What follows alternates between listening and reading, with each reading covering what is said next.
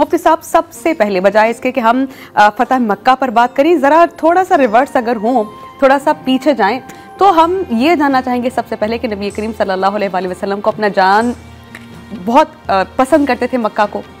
उसे कहते थे कि मेरा कल्ब है, मेरा दिल है, मेरी जान है। मक्का को उनको छोड़ना पड़ा, वो किस तकलीफ में थे जब वो मक्का छोड़ रहे थे और किन वजूहात की बना पर उनको छोड़ना पड़ा? नहमदु व नसल्ली अला रसूलिहिल करीम, अम्मा बाद, फ़अऊज़ु बिल्लाहि मिनश शैतानिर रजीम, बिस्मिल्लाहिर रहमानिर रहीम। तमाम तारीफ़ें अल्लाह सुब्हानहु व तआला के लिए और दुरूद व सलाम अल्लाह के रसूल हम सब के आका हुज़ूर मोहम्मद मुस्तफ़ा सल्लल्लाहु अलैहि व आलिहि वसल्लम। नबी पाक सल्लल्लाहु अलैहि वसल्लम की पैदाइश मक्कातुल मुकर्रमा में। नबी अलैहिस्सलाम को सबसे ज़्यादा महबूब जो शहर वो मक्का था। आका अलैहिस्सलाम वहीं पले बड़े, वहीं परवरिश पाई, वहीं जवान हुए। मगर जब आपने ऐलान नबूवत किया तो जितने कुफ़ार थे वो आपके दुश्मन हो गए, और इतने दुश्मन हो गए कि कभी आपके रास्ते में कांटे बिछाते, कभी आप पे संगबारी करते, कभी आप पर ताने करते, आपके साथियों को पर तशद्दुद करते, और यहाँ तक कि नबी अलैहिस्सलाम 13 साल गुजर चुके हैं ऐलान नबूवत के, और अल्लाह की तरफ से हुक्म आया कि आप मक्का की तरफ, मक्के से मदीना की तरफ हिजरत करें। सानियस नई इस मफलगार इस यक़ूल लिसाहिबिल्लाह तहज़न इन्नल्लाह मअना, कुरान की आयत है कि अल्लाह सुब्हानहु व तआला के हबीब ने हज़रत अबू बकर सिद्दीक़ रज़ियल्लाहु तआला अन्हु और एक ग़ुलाम के साथ आपने हिजरत की और आप निकले, और अबू बकर सिद्दीक़ आपके साथ थे। नबी अलैहि सलाम के कभी दाएं तरफ अबू बकर सिद्दीक़ चलते, कभी बाएं तरफ चलते, कभी आगे चलते, कभी पीछे चलते। तो रसूल पाक ने पूछा, अबू बकर तुम ये इस तरफ किस तरह क्यों चल रहे हो? तो फरमाया, ए या रसूल अल्लाह सल्लम, मैं आपके दाएं बाएं आगे पीछे से चलता हूँ। जब मेरे दिल में ख्याल आता है कि दाएं तरफ से हमला हो सकता है, मैं दाएं तरफ हो जाता हूँ। जब बाएं तरफ हो सकता है तो मैं बाएं तरफ हो जाता हूँ। मुझे ऐसा लगता है आगे से हमला होगा तो मैं आगे की तरफ हो जाता हूँ। मुझे ऐसा लगता है पीछे की तरफ होगा तो मैं पीछे की तरफ होता हूँ। नबी अलैहिस्सलाम ने गारे सौर में जाके आप वहाँ ठहरे, और फिर एक मकड़ी को अल्लाह ने हुक्म दिया, उसने जाला बना दिए। कबूतर कहते हैं कि आज भी जो मक्के के अंदर जो कबूतर हैं, जो खाने काबा का तवाफ भी करते हैं, वो उसी नस्ल के कबूतर हैं कि जो गारे सौर में नबी अलैहिस्सलाम की अल्लाह ने हिफाजत के लिए वहाँ उनका जोड़ा बिठाया था, और उसमें से अंडे और जो बच्चे बाद में निकले थे ये उस कबूतर की नस्ल में से।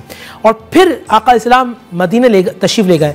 ठीक 8 साल के बाद फतह मक्का होती है, और 8 साल यानी कि 2 साल पहले रिवर्स चले आए, सन 6 हिजरी में नबी इस्लाम जब मदीने तशरीफ़ लाए, तब से इस्लामी साल का आगाज़ हुआ। और फिर सन 6 हिजरी के अंदर सुलह हुदैबिया होती है, जिसमें बाज़ार ऐसा लगता था कि मुसलमान थोड़े नरम पड़ गए, मुसलमान थोड़े कमज़ोर हो गए, मगर अल्लाह सुब्हानहु व तआला के नबी ने, अल्लाह ने एक फ़तह मुबीन अता फ़रमाई, और उसमें शराइत तय की गई। वो लोग कुफ़ार जो नबी अलैहिस्सलाम की बारगाह में आते मदीने, नाज़रीन यहाँ तवज्जो रखिएगा, हुज़ूर का इखलास देखते, हुज़ूर का अखलाक देखते, हुज़ूर का किरदार देखते, हुज़ूर का बात करने का अंदाज़ देखते, हुज़ूर के बात करने के अंदाज से वो सारे कुफ़ार नरम दिल हो जाते और बाद में कलमा पढ़ लेते। यानी कि वो आते थे काफिर होकर, जाते थे मोहम्मद रसूलुल्लाह के ग़ुलाम बनकर।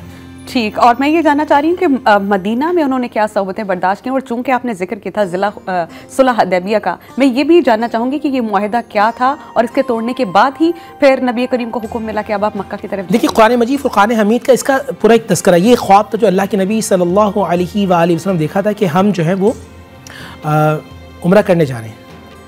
मज़े की बात ये कि जब सब ये निकले हैं उम्रे की हालत ihराम में, अब अल्लाह के नबी चलें तो लश्कर बन गया मक्के की तरफ।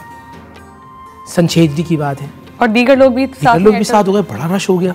मक्के वाले ने कहा कि आप हमला कर देंगे। अल्लाह के नबी ने फरमाया नहीं, मैं तो उम्रा करने। फरमाया ठीक है, आप इस साल नहीं, आप अगले साल उम्रा करने आएंगे, और आपकी हमारा कोई ग़ुलाम भागेगा, कोई मुसलमान भाग के आपकी तरफ आएगा, आप वापस कर देंगे। हमारा कोई बंदा गया तो हम वापस नहीं करेंगे, आपके बंदे को वापस नहीं करेंगे, लेकिन आपका बंदा आप वापस करना होगा। और ये भी था कि जो हमारे हलीफ हैं, हम इस तरफ से आप पे हमला नहीं करेंगे, और जो हमारे हलीफ हैं वो हमारे आपके भी हलीफ होंगे, जो हमारे हरीफ हैं वो आपके भी हरीफ होंगे।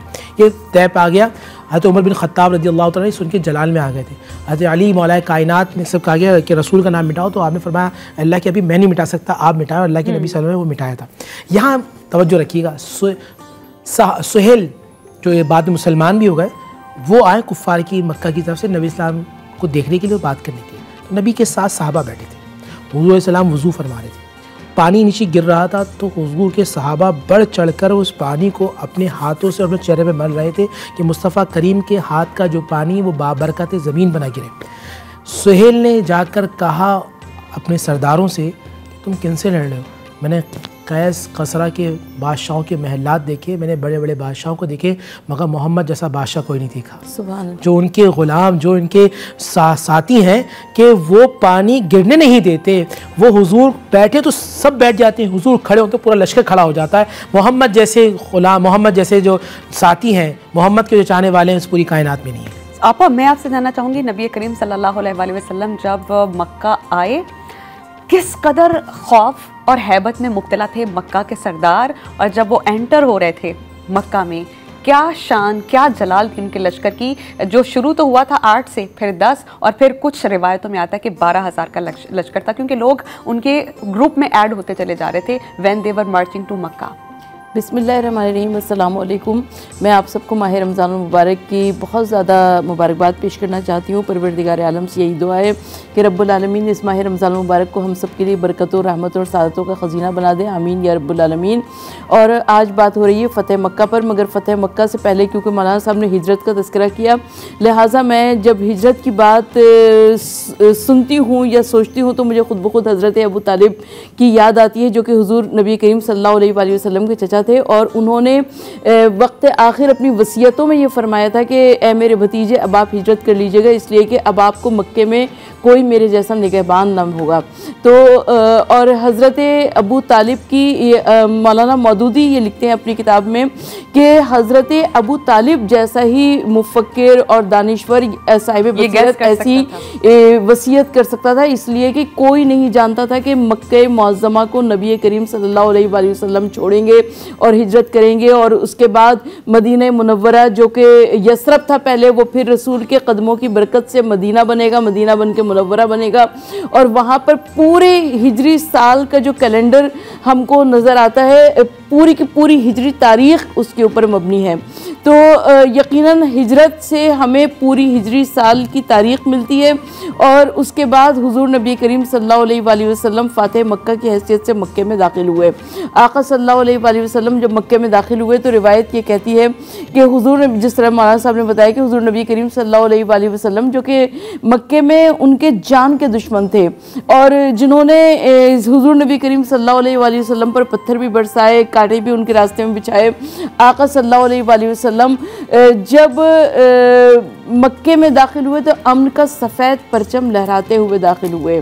यानी दुनिया में कोई ऐसा इनकलाब नज़र नहीं आता, इसलिए कि इनकलाब के रास्ते में हमेशा कहकशाएँ नहीं होती, इनकलाब के रास्ते में फूलों के गुंचे नहीं होते, इनकलाब के रास्ते में सरों के मीनार से इस्तादा होते हैं। मगर ये मोहम्मद मुस्तफ़ा सल्लल्लाहु अलैहि वसल्लम थे, इस्लाम की पहली और आखिरी फ़तह थी, फ़तेह मक्का, जिससे सबसे बड़ी फ़तह थी कि जिसमें अमन का सफ़ेद परचम लहराते हुए मोहम्मद मुस्तफ़ा सल्लल्लाहु अलैहि वसल्लम दाखिल हुए और कहा कि आज सबके लिए आम माफ़ी का ऐलान है। फ़तेह मक्का एक ऐसी शानदार फ़तह थी कि जिससे आज तक जिस पर रिसर्च की जाती है, जिससे आज लोग इम्प्रेस होते हैं और जानने की कोशिश करते हैं कि ना सिर्फ मक्का से नबी करीम सल्लल्लाहु अलैहि वसल्लम को जाने पर मजबूर किया गया, बल्कि उनका अगला ठिकाना जहाँ पे वो रहते थे मदीना में, वहाँ पर ज़मीन तंग कर दी गई। फिर उनका सोशल बॉयकॉट किया गया शाब अबी तालिब में। उन्होंने 3 साल किस अजियत में गुजारे, उनके चचा का, उनकी चहीती जो उनकी ज़ौजा थी हज़रत खुदैजा रज़ी अल्लाह ताला अन्हा, उनका विसाल हुआ। उन्होंने आमुल हुज़न यानी गम का साल उस साल को करार दिया। तो वर्स्ट अगर साल कहा जाए उनको उनकी ज़िंदगी की, तो बिल्कुल गलत नहीं होगा, क्योंकि जितनी सौबतें वो बर्दाश्त कर सकते थे उन्होंने इन 3 सालों में की। और उसके बाद when he is coming back to Mecca, तो जिन्होंने जुल्म ढाए थे उनके पैर कांप रहे थे, उनके दिल कांप रहे थे, कलेजा फटने को था कि कहीं नबी करीम आए तो पता नहीं हमारे साथ क्या होगा।